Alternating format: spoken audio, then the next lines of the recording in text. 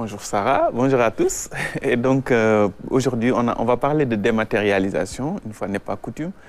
Et c'est pour parler vraiment d'un atelier qui s'est tenu la semaine dernière à Saly, et portant sur la conception, l'élaboration même d'une charte de dématérialisation des procédures administratives et d'un guide de simplification et de dématérialisation des procédures administratives. C'est dans le cadre donc du programme global Dolel Admin, un programme initié par la GIZ en collaboration avec l'État du Sénégal et particulièrement le ministère en charge de la fonction publique et Sénégal Numérique SA pour tout le volet numérique. Donc, des travaux ont eu lieu pendant 48 heures donc, sur cette charte et ce guide de simplification. Et pour revenir un peu sur l'essence et même l'utilité de tels documents pour la dématérialisation des procédures administratives, je vous propose tout simplement d'écouter le directeur de la digitalisation et de l'innovation de Sénégal Numérique SA ainsi que le représentant du GIZ nous expliquer un peu le process. Alors, ça fait plus de 5 ans que nous sommes engagés dans la démarche de dématérialisation des procédures administratives. Et nous sommes, comme vous comprenez, obligés de travailler avec beaucoup de parties prenantes. Et Sénégal Numérique gère les infrastructures, les plateformes, tout ce qui est technologie, mais le métier revient au sectoriel.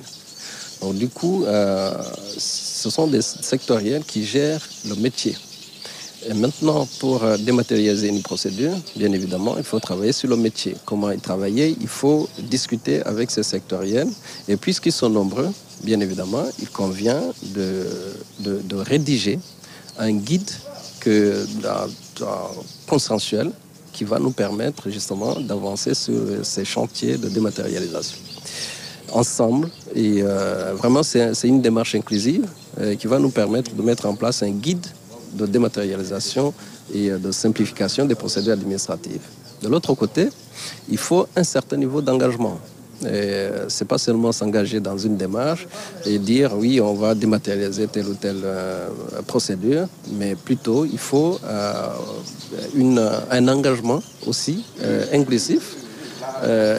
Et cela demande justement la signature d'une charte qui a été proposée justement pour être étudiée lors de cet atelier. Cet atelier est la première activité qui va nous permettre en tout cas, dans un processus inclusif, de pouvoir prendre en compte les suggestions, les besoins en tout cas au sein de l'administration, afin de pouvoir dématérialiser, simplifier, digitaliser les procédures administratives.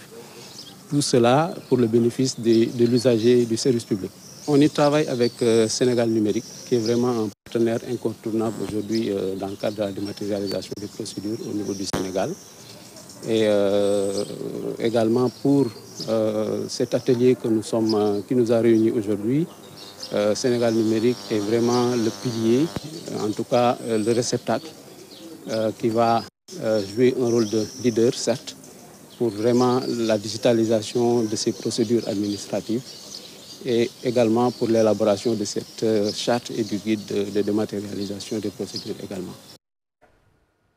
Retour en plateau. Après ce premier extrait, notre invité qui nous rejoint et qui s'installe, bien évidemment, on vous présente son profil dans un petit moment. Hassan, on parle de dématérialisation, mais surtout de cette charte qui va permettre de bien faire les choses. Parce que comme il a expliqué dans l'extrait tout à l'heure, il y a plusieurs secteurs. Il faut évidemment une charte pour savoir quoi faire, comment le faire dans ces différents secteurs-là. Effectivement, et c'est donc tout le sens de cette rencontre. Et tous les secteurs étaient représentés, le secteur de l'urbanisme, les finances, le ministère de l'Intérieur, en tout cas les secteurs qui ont plus de procédures à dématérialiser ou ceux qui ont déjà une expérience dans le domaine de la digitalisation et de la dématérialisation donc de leurs procédures. Nous avons pris l'exemple, par exemple, de l'urbanisme avec le permis de construire qui a été pratiquement la première procédure dématérialisée, en tout cas par l'ex-ADIE, actuel Sénégal Numérique SA. Donc nous avons interrogé la directrice de l'architecture, elle s'appelle Madame Catherine Faye Diop. Elle nous explique un peu comment la dématérialisation rend les choses plus faciles. Je vous propose de l'écouter. L'administration d'être au même pied d'égalité sur les informations, c'est-à-dire Aujourd'hui, le master plan pourrait permettre à un agent qui traite le permis de construire de voir où se trouve le terrain, le titre foncier, le cadastre, l'ONAS, la Sénélec, la SDE. C'est-à-dire que tous ces réseaux, toutes ces informations qui nous permettent de traiter les dossiers de permis, c'est-à-dire tous les actes administratifs, nous devrons aller vers ça. Créer ce master plan qui serait intéressant du point de vue même technique, mais du point de vue gain de temps pour le requérant. Et ça permet à toutes les administrations de se connecter et d'avoir les mêmes informations en temps réel. Nous sommes très confiantes. D'ailleurs, nous sommes là pour dire comment faire avancer les choses, comment améliorer les procédures et qu'est-ce qu'il faudra ajouter à cette dématérialisation pour permettre une avancée. Aujourd'hui, je pense beaucoup au master plan. Le master plan, c'est un document qui permet à tous les services.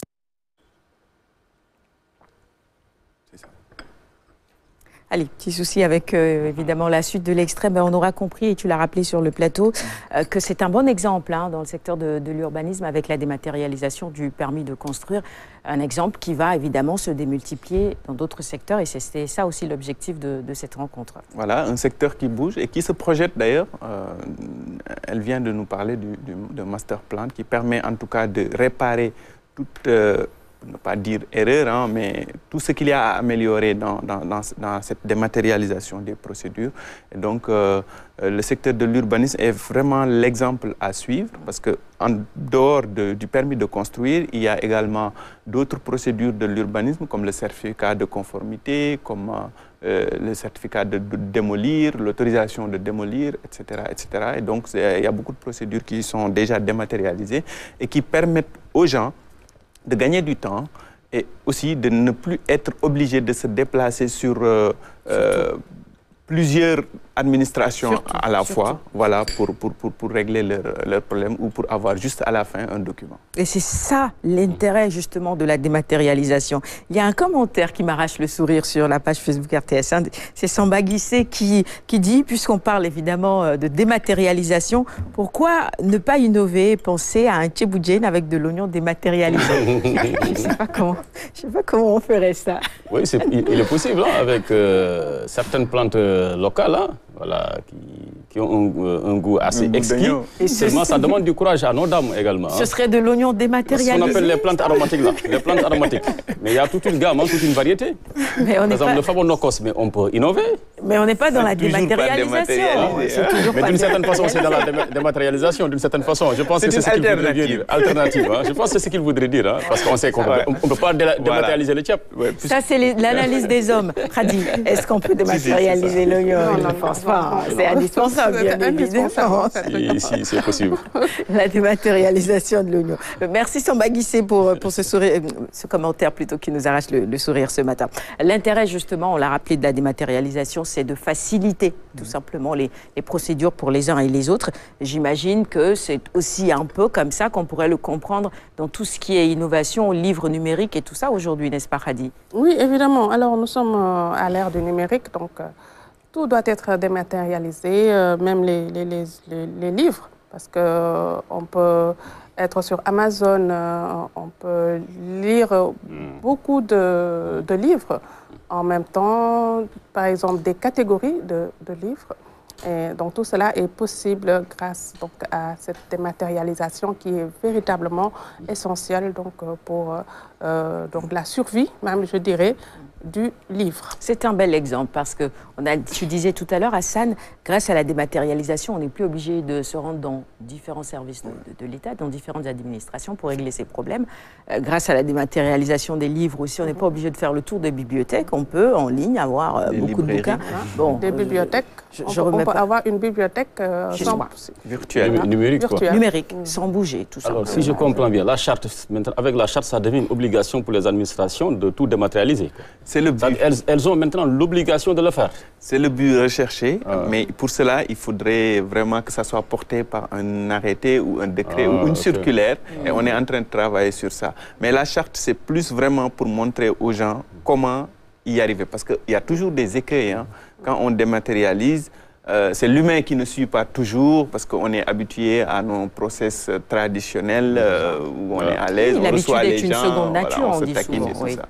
Voilà, donc si la charte est claire et acceptée et que ça devient presque une circulaire qui est portée par le Premier ministre ou pourquoi pas le Président de la République, ça permettrait vraiment d'aller plus vite et d'être un peu obligé à faire...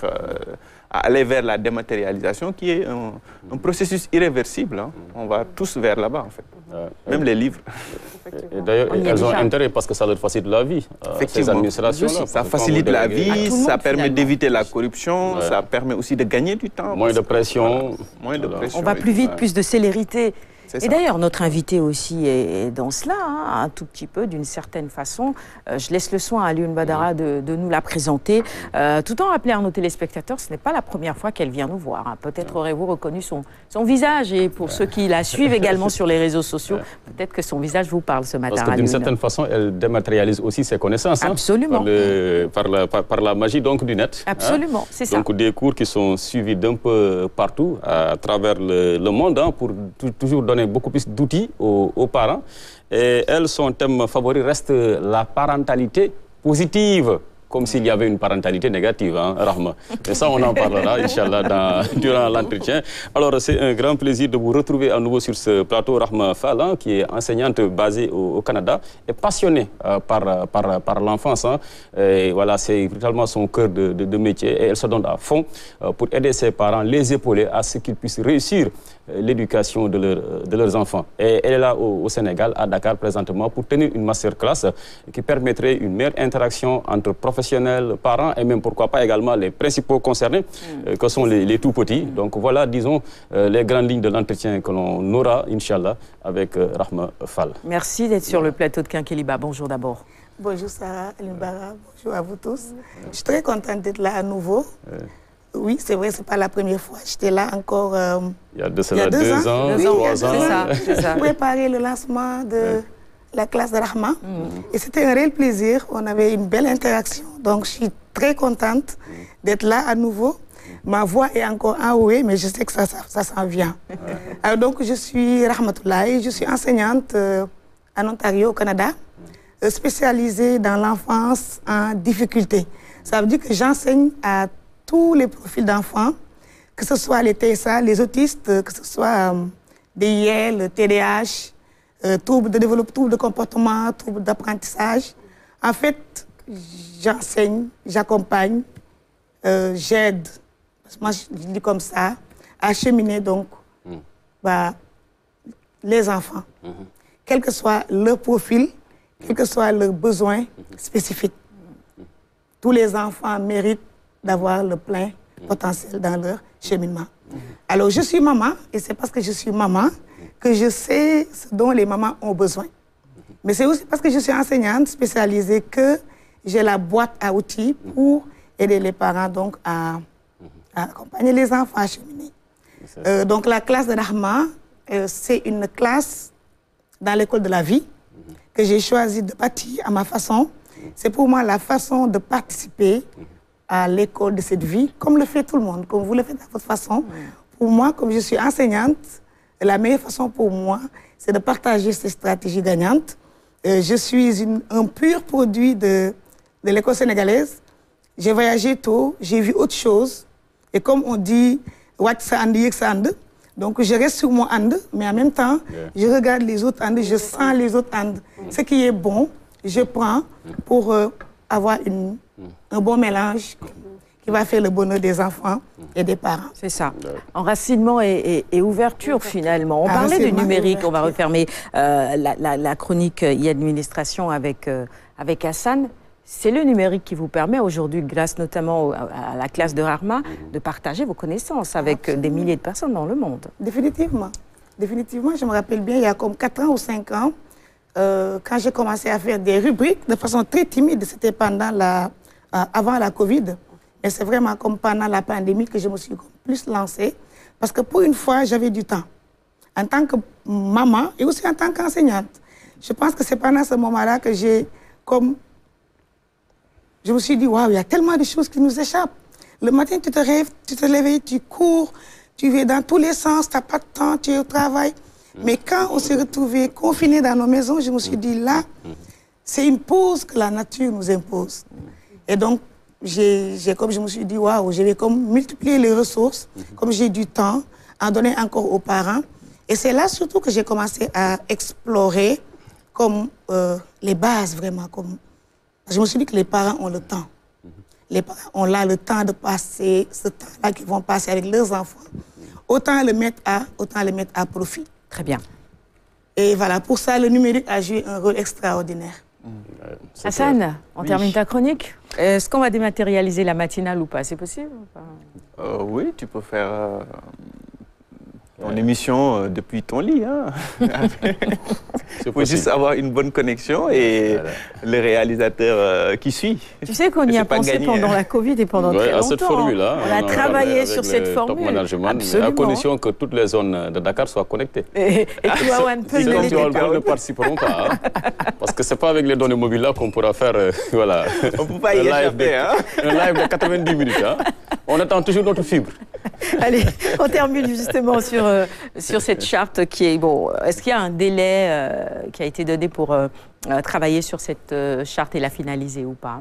Alors, comme je l'ai dit tantôt hein, au début de la chronique, c'est dans le cadre du projet Dolel Admin avec la GIZ, la coopération allemande. Et ce projet va durer jusqu'en 2025. Mais le plus gros du travail vient d'être fait avec cet atelier qui a réuni quand même beaucoup de directeurs. Hein. Vous avez vu la directrice de l'urbanisme. Il y avait aussi le directeur de la dématérialisation au ministère de la Justice et d'autres responsables qui sont venus donc apporter leur expertise et travailler pour aller vraiment très vite parce que l'objectif final, c'est d'aller vite.